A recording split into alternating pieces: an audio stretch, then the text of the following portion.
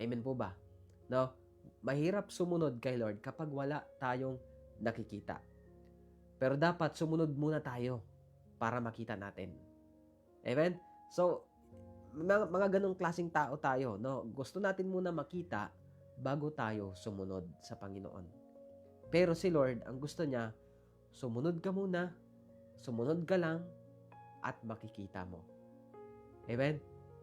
And that's exactly how faith is nag-work, no? Paano nag-work ang faith? Na kailangan sumunod ka, di mo pa man nakikita, pero susunod ka lang. Amen?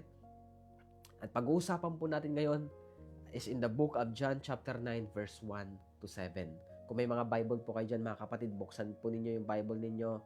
At kung wala pa kayong physical Bible, no, sige po, ibabasahin ko na lang for all of you na nandito sa live na to, kung you are not able to read your Bible or you don't have any Bible, no? In the book of John chapter 9 verse 1 to 7. Babasahin ko po to sa English, mga kapatid. Right? Excuse me. As he was passing by, he saw a man blind from birth. Right? His disciples asked him, Rabbi, who sinned, this man or his parents, that he was born blind? Okay, Tagalogin ko po muna. So habang dumadaan si Jesus, no? Habang dumadaan sila, may nakita siyang bulag na ipinanganak simula nung may isang simula sa kapanganakan niya, pinanganak na siyang bulag. Okay? Yung lalaki na yon. Tapos nagtanong yung kanyang disciples, sabi, Guro, sino po ang nagkasala? Siya po ba? Okay? Totoo yung lalaking bulag or yung kanyang mga magulang. Okay? Ituloy po natin. Neither this man nor his parents sinned. Jesus answered, This came about so that God's works might be displayed in him. Sinabi ni Jesus, sumagot siya sa mga disciple niya, hindi. Hindi siya ang nagkasala or ang kanyang mga magulang kung bakit nangyari sa kanya ito. Bakit siya pinanganak na bulag. Okay? Nangyari ito para maipahayag sa kanya ang kapangyarihan ng Diyos. In verse 4, we must do the works of Him who sent me while it is day. Night is coming when no one can work. As long as I am in the world, I am the light of the world. And verse 6, mga kapatid, after He said these things, He spit on the ground. Okay? After ni Jesus sabihin yung mga bagay na to, dumura siya sa lupa, no? Sa ground, at gumawa ng putik, no? From the saliva, mula sa laway. Okay? Ito, maganda pa ang mensahe dito ng Panginoon. And spread the mud in His eyes. Gumawa ng putik si Jesus, dumura, pinahid sa mata ng lalaking bulag. Okay? Ipinahid niya dyan, inespread niya, kinalat niya dyan sa buong mata niya. Okay? Tapos sinabihan niya ngayon, in verse 7, yung lalaki, Go, He told him, wash in the pool of Siloam, which means sent. So he left, washed, and came back seeing.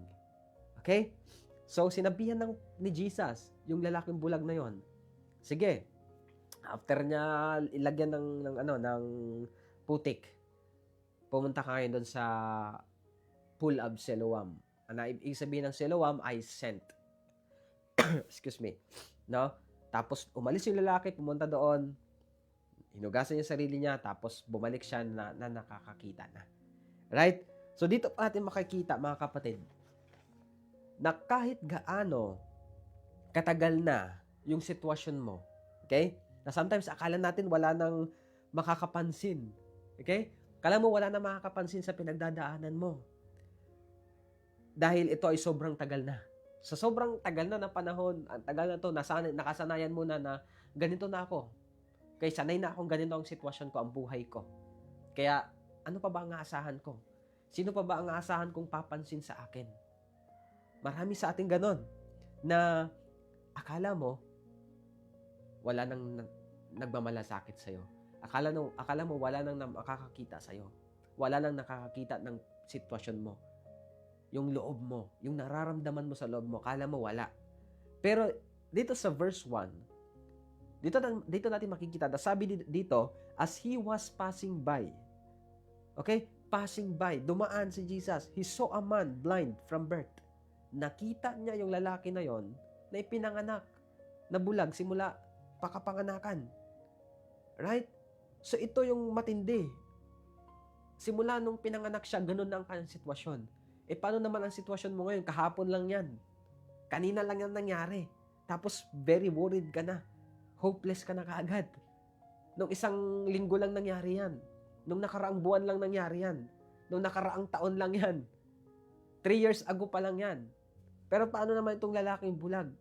Since birth, wala siyang nakita. Bulag siya. Okay? Makikita natin dito yung hopelessness talaga. Na, okay, pagka silang ko sa mundong ito, wala na akong nakita kahit ano. Di ko nakita yung mga magulang ko. Di ko nakita lahat sa mundong ito. Gaano kalungkot yung buhay ng lalaking ito, mga kapatid? Gaano kadilim? Literally, madilim talaga yung buhay niya. Madilim yung nakikita niya. Ikaw, may nakikita kang liwanag ngayon. Ikaw, nakikita mo ngayon yung mga ginagawa ng Panginoon, mga maliliit na bagay man yan, but then nakikita mo pa din. Na-experience mo, nagigising ka tuwing umaga. Right? Nasisilayan mo yung ganda ng mga tanim. Yung ganda ng paligid ng nilikha ng Panginoon. Nasasaksihan mo yung bawat ginagawa ng Panginoon araw-araw, minu-minuto, sigo-segundo sa buhay mo. How much more naman itong lalaking bulag since birth. Napakalungkot ng kanyang buhay. Iba pa ito sa senaryo ng lalaking pinagaling na bulag na hindi naman since birth. Okay? Si Bartimaeus, hindi siya since birth na pinanganak na bulag. Or hindi siya since birth bulag na. But then, nabulag lang siya. May naging cause. Kaya, huwag mong sasabihin na hindi ka na wala nang makakapansin sa'yo dahil nakasanayan mo ng ganyan ang buhay mo. No. Nung nag-pass by si Jesus, okay? Nung siya ay dumaan, nakita niya, napansin niya yung lalaking yon. Paano niya nalaman na since birth? Kasi He is God. Okay? Wala siyang background doon sa lalaki na may nagsabi sa kanya. Okay? Dumaan lang siya, napadaan lang sila. Paano nalaman ni Jesus na bulag yan since birth? Because God knows everything. God knows all things. Alam ni Lord lahat. And you know what? Alam ni Lord lahat ng nangyari. Paano nagsimula yung situation mo? Paano nagsimula yung problem mo? God knows all of those things. Hindi lingid sa Panginoon lahat yan. Hindi lingid sa kanyang kaalaman. Itong lalaki, napadaan lang si Jesus doon sa lalaki. Nakita niya. Okay? This man was born blind. Impossible na para makakita siya muli. Tama? Para sa kanya, imposible na makakita ka muli. Ito na ako eh. Ito na ang nakamulatan ko. Ito na ang nakalakihan ko. Ito na ang nakasanayan ko. Imposible na to. Amen? But at that unexpected moment, mga kapatid, Jesus passed by and saw the blind man. Wow. What an amazing God we have. Napaka-great ni Lord. Amen? Napakadakila ng Panginoon. Napansin niya yung hindi nakapansin-pansin. Meron ba sa buhay mo ngayon parang hindi nakapansin-pansin? Meron ba sa buhay mo ngayon na hindi na parang imposible? Right? Parang hindi na kaya. But I will give you, mga kapatid, some important points right now dito po sa pinag-uusapan natin. Isa-isahin po natin ito. Number 1 point, mga kapatid, affliction is not always the result of sin.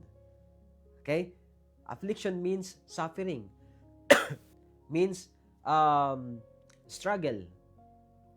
Okay? So yung suffering natin, it is not always, okay, take note, it is not always the result of sin. Hindi ito because sa kasalanan lang. Hindi lahat. Okay? So, dito natin makikita dahil in verse 2, okay, paano natin masasabi na ganyan? na hindi resulta ng kasalanan lahat ng suffering. In verse 2 to 3, his disciples asked, Rabbi, sino ang nagkasala? Who sinned? This man or his parents? That he was born blind. Nabulag siya simula pinanganak siya. Sabi ni Jesus, neither this man nor his parents sinned. Hindi ito ang taong na to or ng kanyang mga magulang kaya ang nagkasala kaya sa nagkaganyan. Okay? So, pero, again, may mga kasalanan. Dito natin makikita sa verse na to, na mayroong kasalanan, mayroong suffering na dahil sa kasalanan. Pero ang senaryo ng lalaking bulag na ito is not because of the sin of that man or of the sin of his parents, but to reveal or to display the power of God in his life. Amen. Wow. As in wow. Ibig sabihin, ano man ang situation mo ngayong kapatid, God wants to display His works in you. Gusto ni Lord gawin yung kanyang yung kanyang gawain sa'yo. Amen? Sabi ni Jesus, this came about so that God's work might be displayed in Him. Whew. No wonder kung bakit may pinagdadaanan ka. Because God's power will be displayed in you. Gustong ipakita ng Panginoon yung kapangyarihan niya sa buhay mo, kapatid. Gusto niya na iparanas sa iyo na siya lang ang Diyos, na siya ang makapangyarihang Diyos. Amen? Pero again, di natin isasantabi na may mga suffering na dahil sa kasalanan. Mayroon naman suffering na hindi dahil sa kasalanan, kundi gusto ipakita ng Panginoon yung kanyang kapangyarihan. Right? Pero ito lang masasabi ko. Resulta man ng kasalanan yung pinagdadaanan mo ngayon or hindi, God can still work in your situation. At yun ang point number 2 natin. God, okay, point number 2, God can work in your suffering. Okay, take it down. Kung gusto nyo i-take note nyo yan.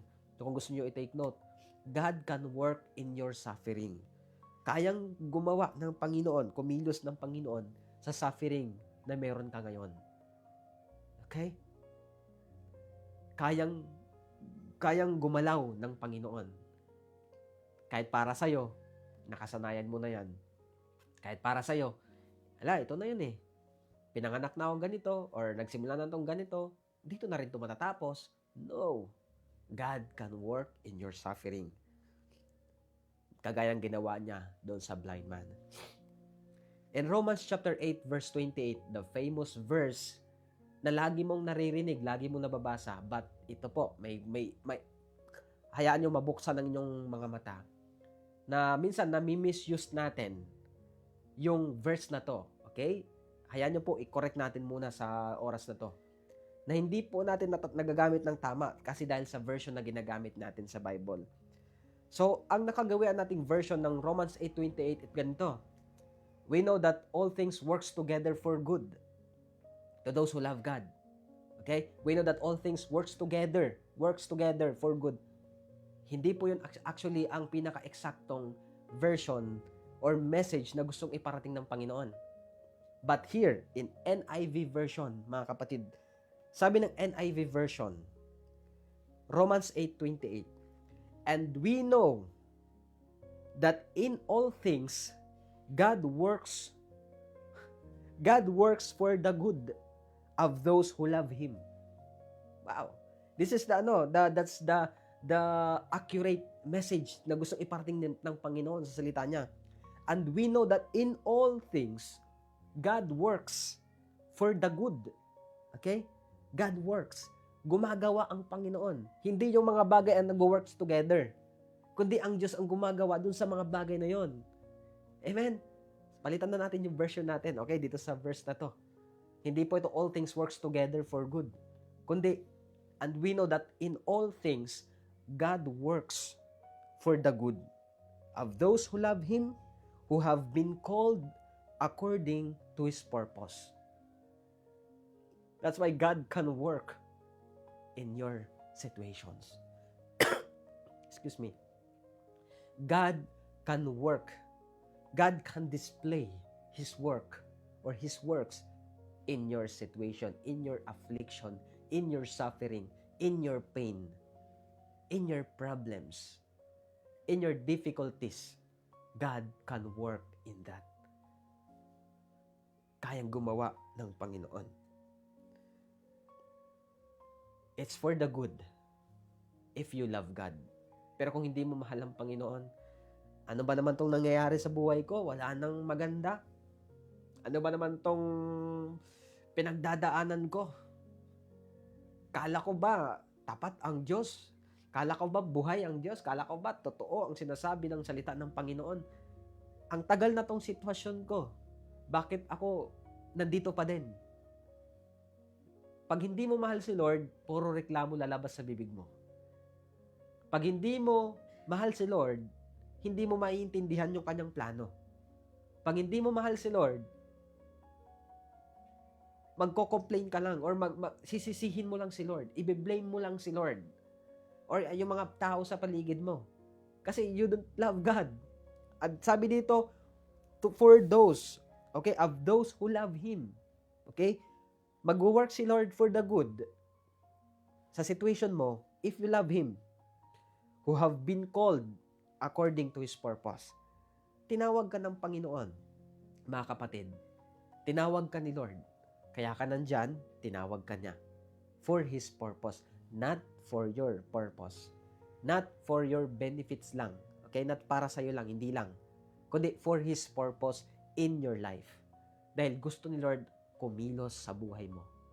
Maging image ka or maging kagaya ng blind man, ma-display yung works ni Lord sa buhay mo. Marami ng miracles actually na ginawa si Lord sa buhay mo, kapatid. Hindi mo lang mapansin kasi akala mo, ang miracle is yung gumaling lang na may nabulag o nakakita. Excuse me. Kala natin yung miracle is yun lang yung pilay na kalakad. Kala natin yung miracle, yun yung bulag na nakapagsalita. Joke lang. No, bulag na nakakita. Right? Kala natin yun yung miracle.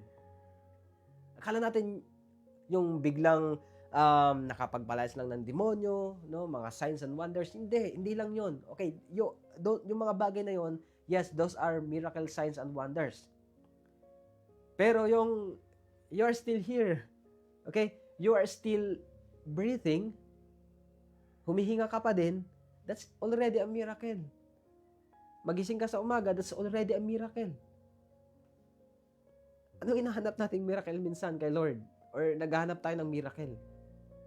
Yung mga ganyan gawain ng mga Pariseo, sabi nila, pakitaan mo kami ng miracle, ng himala. Gumawa ka ng himala sa harapan namin.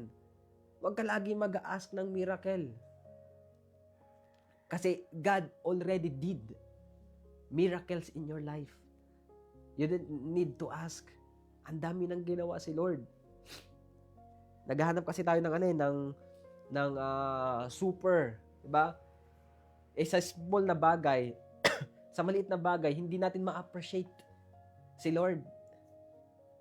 You know what? Itong story ng blind man na since birth, God is teaching us, be grateful. Kung ano yung small things na meron ka. Be grateful also kung ano yung mga bagay na pinagkaloob sa'yo ng Panginoon. Hindi mo na kailangan maghangad ng sobrang laki, sobrang ganda. You just need to obey and you will see those wonderful things. Amen? Kailangan mo lang mag-obey kay Lord. Makikita mo yung mga wonderful things na ginawa ng Panginoon, ginawa na ng Panginoon sa buhay mo at gagawin pa ni Lord sa buhay mo. Amen? Ito pa po, pangatlong point natin dito sa pinag-uusapan natin. Kung saan tayo galing, yun din ang magpapagaling sa atin. Take note of that. Kung saan tayo galing, yun din ang magpapagaling sa atin. Okay? In verse 6, sabi po dito, after he said these things, he spit on the ground. made some mud from the saliva and spread the mud on his eyes. Alam niyo po, kung bakit ko nasabi itong point, ito ni-reveal ni Lord eh. Kung saan tayo galing, yun din ang magpapagaling sa atin. Not literal na, kasi, ito ha, nung gumawa si Jesus, nung nag-spit si Jesus, nagdura siya sa lupa, gumawa siya ng mud. You know what? In Genesis chapter 2, verse 7, Genesis chapter 2, verse 7, sabi dito, Then the Lord God formed the man out of the dust from the ground and breathed the breath of life into his nostrils, and the man became a living being. Galing tayo dun sa mud, sa dust. Kaya napaka-interesting, nag-reflect ito doon sa pagkagawa ni Lord sa atin as a human nung panahon pa ni Adan, nung ginawa ni Lord si Adan. God made a man from the dust. Finorm niya na maging tao, katulad kawangis niya. Kaya nabasa ko po itong verse na to, I cried kasi naalala ko bigla, o nga no, dito rin tayo galing. Dito rin tayo ginawa ni Lord. From the dust, he spit on the ground, made mud from the saliva, some mud from the saliva, and spread the mud on his eyes. Kaya kung saan tayo galing, doon din tayo, yun din ang magpapagaling sa atin. Yun yung pagka-form sa atin. But, originally, saan ba tayo galing? Kay Lord. Kung saan ka galing, kapatid, siya din ang magpapagaling sa'yo. Kung kanino ka galing, siya din magpapagaling sa'yo. If you came from God, He know kung ano ang problema mo at alam niya paano aayusin yung problema. Amen? Alam niya paano aayusin, paano gagawa, paano tatrabahuin yung sira sa buhay mo. Ano man ang nasira sa buhay mo, kayang ayusin ni Lord dyan. Because sa Kanya ka galing. Parang ganito lang yan. Kung ako nag-imbento ng sasakyan, na to mention, halimbawa yung Toyota, no? Kung ako nag-imbento nito, ako din mas higit nakakaalam kapag nasira yan. More than doon sa nagmamay-ari na binili lang yung sasakyan. Hello? You get the point, mga kapatid? So God knows how to fix your situation. God knows how to work in your life. Because you came from Him. Galing ka kay Lord mismo. Kaya kung saan ka galing, yun din ang magpapagaling sa'yo. Nung gumawa si Jesus ng dust, ito lang po ay nag-mirror lang, nag-reflect lang. Na kung saan ka galing, yung ginamit ni Jesus, yun yung ni-reveal ni Lord. Na galing tayo sa mud, at yun ang nagpagaling sa lalaking bulag. Nagpahid siya ng mud, ginawa niyang putik. Pero ang mas pinakita ng Panginoon, saan ka ba galing? Galing ka sa akin. Kaya anuman yung sira sa buhay mo, anuman yung problema sa buhay mo, I can fix that. I know how to fix that. I know how to work in your life. Amen? Kaya ni Lord. Sa'yo hindi mo kaya. But kaya ni Lord. Isa pa gustong ipakita ng Panginoon dito, mga kapatid. Excuse me. Bakit, parang di ba, ang weird. Bakit sa laway ni Jesus? Bakit lumura siya? Parang kadiri naman. Bakit ang dumi naman? Gumawa ng putik. Pinahid sa mga mata ng bulag na yon. Kasi alam mo, weird man, para sa atin yung putik na yon, ginamit ni Lord para maging instrument, maging vessel ng kagalingan, ng healing. Ganun din. Ano man yung mga pangit na sa palagay mo, pangit itong bagay na to, yung pangyayari na to, ano man yung pangit sa nakaraan mo, God can use those things, those ugly things or weird things to become an instrument of your healing. Pwedeng gamitin ni Lord yung mga weird, mga pangit na bagay para gamitin sa'yo na magkaroon ka ng kagalingan. Amen? Ginagamit ng Panginoon yung sa tingin mo hindi maganda para sa ikabubuti mo. Ginagamit ng Panginoon yung sa palagay mo pangit sa paningin ng mundo para pagalingin ka, para palayain ka. Amen? But here, ni-reflect ni Lord that we came from Him. Pinakita niya yung mud na yon. At yun ang magpapagaling sa Kanya. Palakpakan po natin si Lord. Hallelujah. Thank you, Jesus. Thank you, Lord.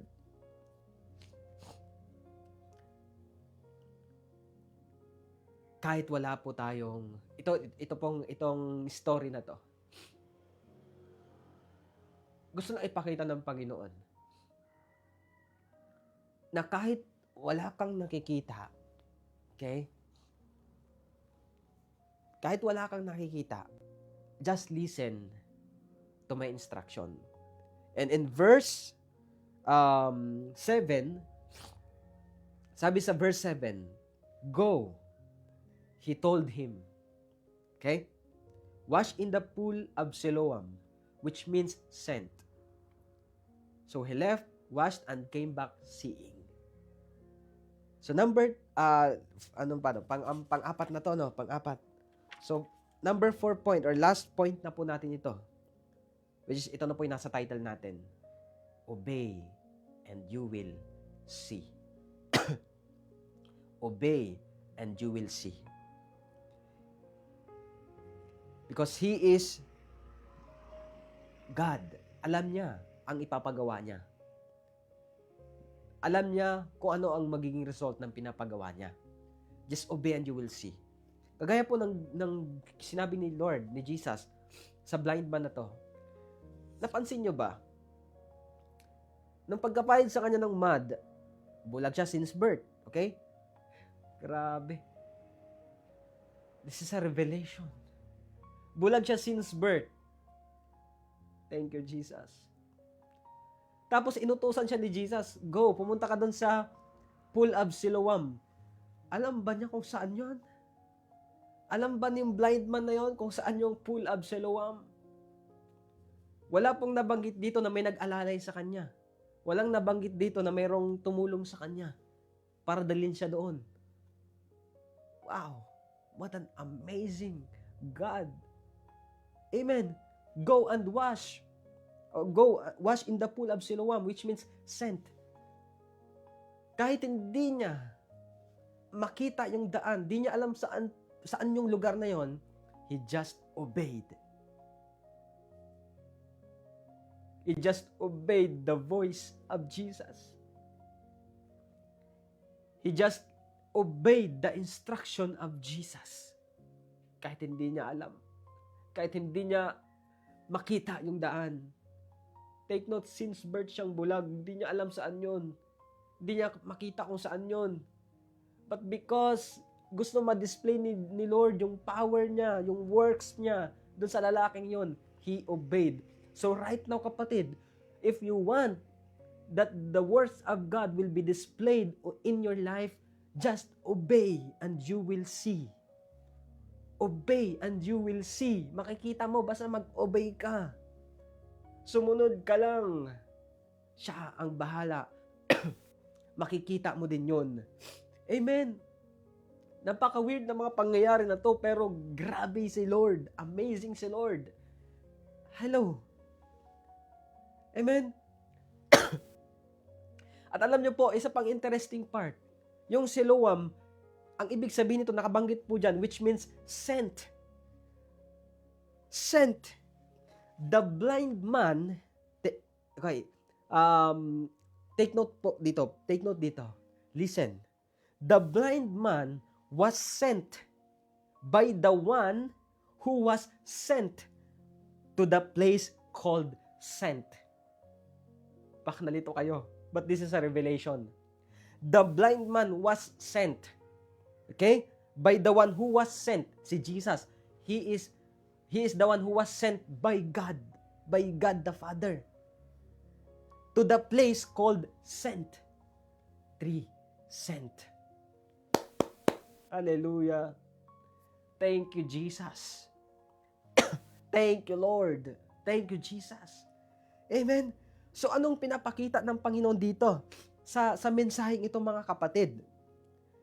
Yung lalaking sinend by the one who was sent by God, is Jesus, to do the works of God, of the Father here on earth.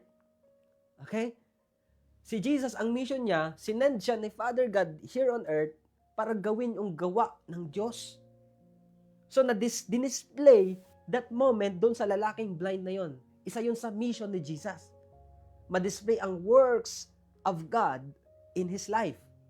So, he sent that man, blind man, to the place called sent. Wow. And, nag-point lahat ito kay Jesus.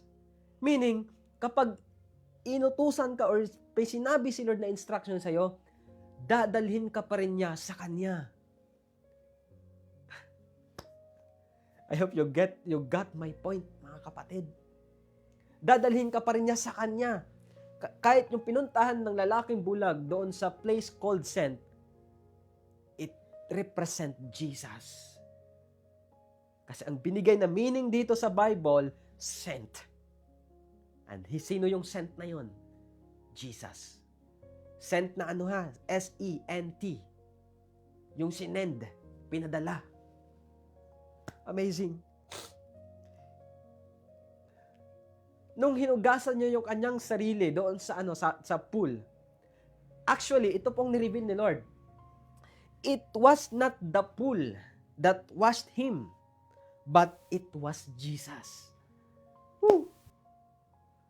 It was not the pool of Siloam that washed that man and made him see. Or nakakita siya muli. But it was Jesus. It was the Lord. Di niya alam yung lugar na yon. Pero nag-point kay Jesus. So meaning, kapatid, your situation can lead you to Jesus. Amen. Whatever situation you have right now, it can lead you still to Jesus. Ililid ka pa rin yan kay Jesus. Kaya huwag kang matakot. Huwag kang maging hopeless. Huwag kang magkaroon ng doubt. Huwag kang mag-alala. It can lead you to Jesus. Dadalhin ka pa rin yan. Isisend ka pa rin yan doon sa sent. Whew. You just need to obey. We just need to obey, mga kapatid. We just need to obey God. Kung may pinapasuko si Lord sa iyo ngayon, kapalit ng relasyon mo sa Kanya, gawin mo, tanggalin mo, isuko mo, sundin mo siya.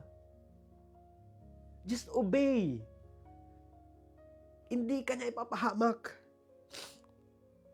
Huwag kang matakot sumunod sa Panginoon. Hindi ka mapapahamak.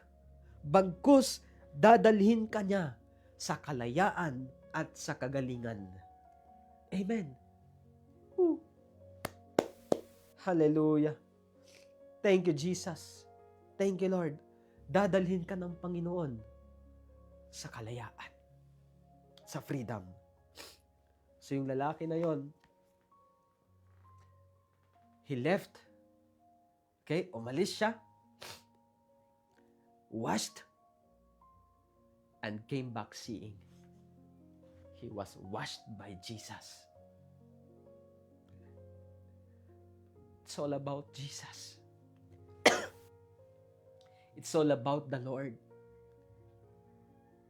Kung may pinapagawa si Lord ngayon, may pinapapuntahan si Lord sa iyo ngayon. Kung mayroong pinapalakaran si Lord sa iyo ngayon, just walk, just obey, just go. He will send you to the place called sent. Ibig sabihin, kapatid, wala mang naging guide, literal na tao, yung blind man na yon, Jesus has been his guide. Hallelujah. Thank you, Jesus. Thank you, Lord. Thank you, Jesus. Thank you, Jesus. Hallelujah. Thank you, Lord. Nais ng Panginoon na sumunod ka lang. Nais ng Panginoon na mag-go ka lang. Excuse me. I don't know gaano katagal yung sitwasyon mo na. I don't know kung ano yung tinitingnan mo na nakasanayan mo na. Para bang imposible na. Excuse me.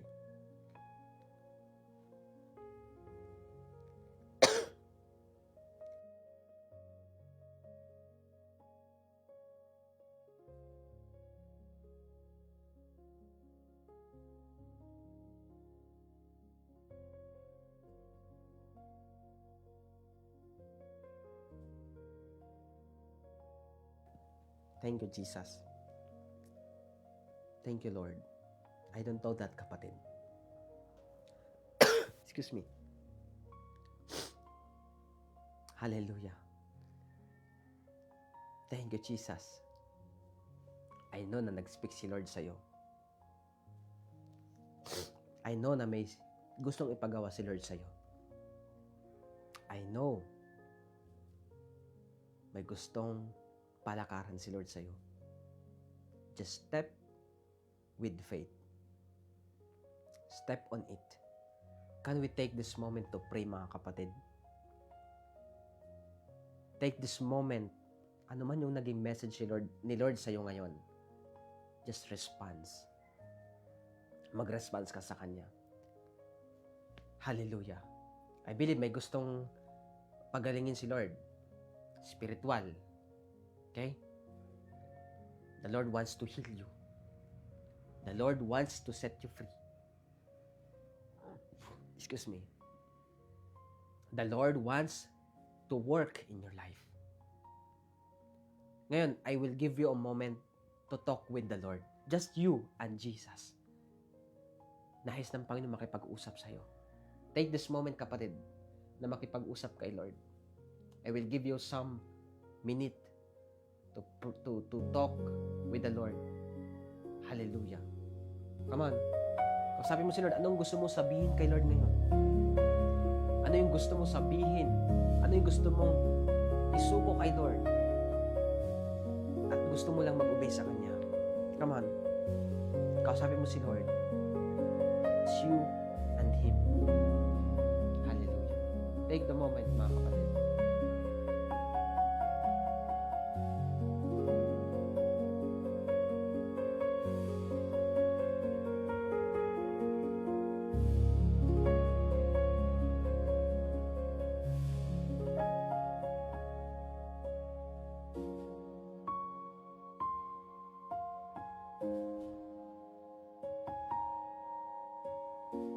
Hallelujah. The Lord wants you to talk with Him. Nais ng Panginoon makipag-usap ka sa Kanya ngayong kapatid. Hallelujah.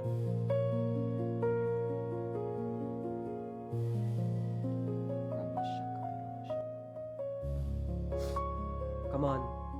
Nakipag-usap ka kay Lord. Ano yung mga bagay sa palagay mo, hindi kayang ayusin ni Lord? Ano yung mga sirang bagay? Ano yung pangit na nakaraan na tinitingnan mo pa din hanggang ngayon?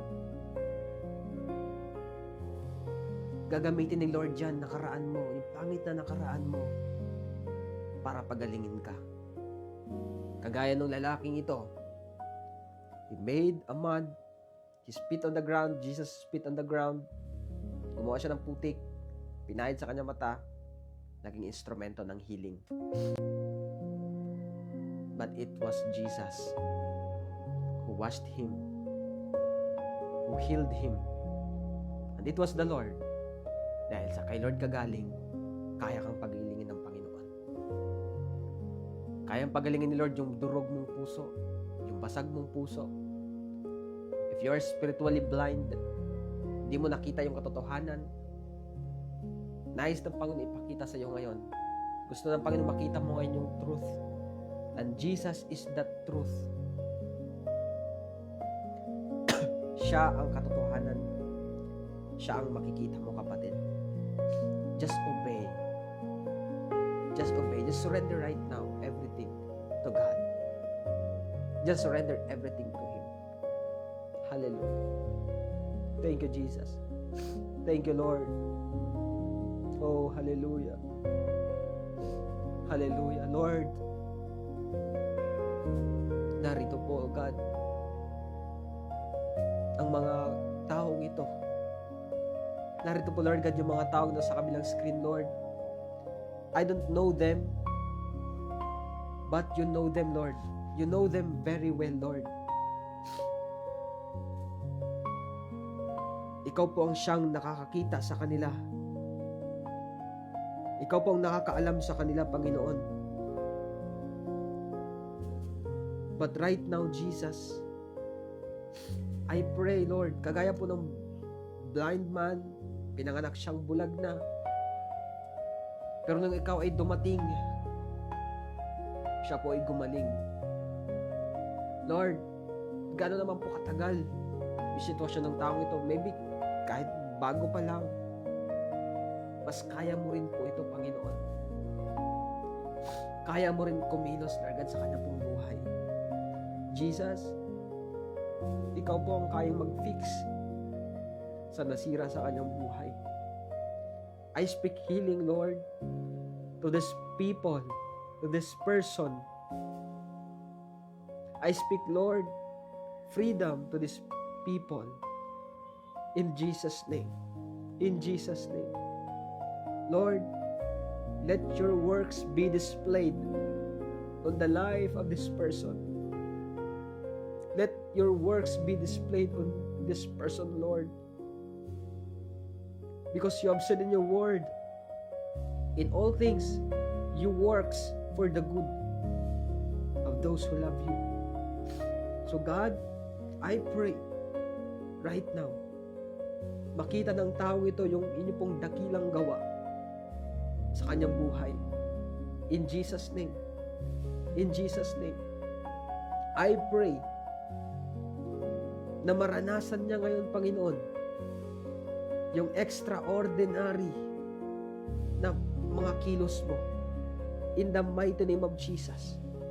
To those who are bound by the past, Lord God,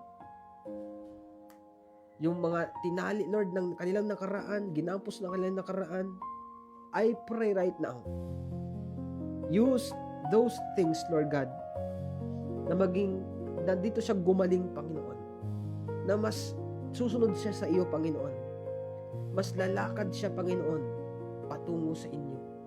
Lord, I pray right now, have your way. Have your way, Jesus. As you have passed by to the blind man, you saw him. At nakikita mo din po yung taong ito ngayon. Nakikita mo siya, Lord. You know, Lord God, what parts of this life has been broken. You know the part of this life that has been damaged. But Lord, you are able to fix. You are able to heal. You are able to restore all of those damages. In Jesus' name. Hallelujah. Holy Spirit, have your way. Have your way to your people right now. Have your way, Holy Spirit. Have your way. Kumilos ka, Panginoon, sa buhay ng mga taong ito. Kumilos po kayo, Lord, sa buhay ng mga taong ito, Lord God. Kumilos po kayo. Holy Spirit, continue to speak to them. Continue to lead them to Jesus. Continue to lead them to the life, to the truth, and to the way.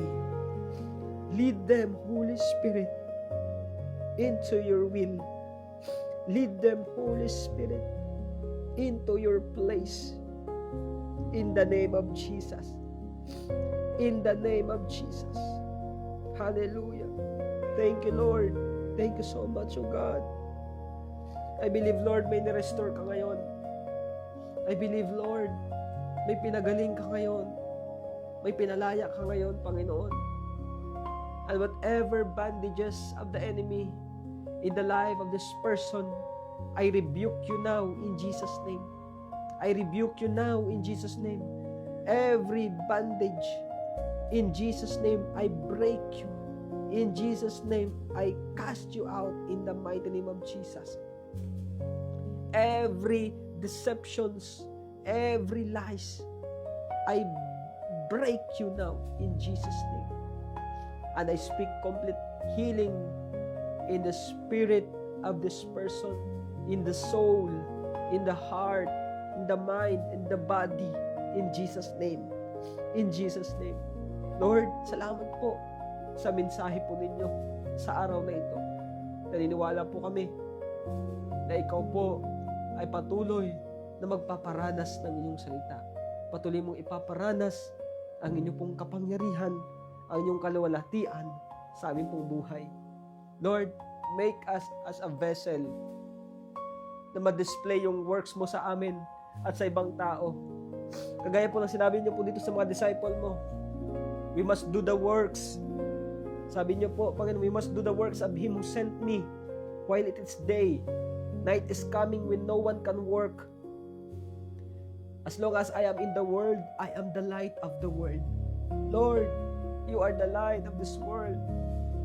Ngayon, Lord, Jesus, na ikaw ay bumalik dyan sa trono po ninyo. The Holy Spirit, you have sent the Holy Spirit. And you have called us and chosen us, Lord. You have chosen us para maging vessel kami na may pahayag ang iyong kapangyarihan. So ano man yung pinagdadaanan, gagamitin niyo po ito, Panginoon, para ipakita kung sino ikaw sa aming buhay.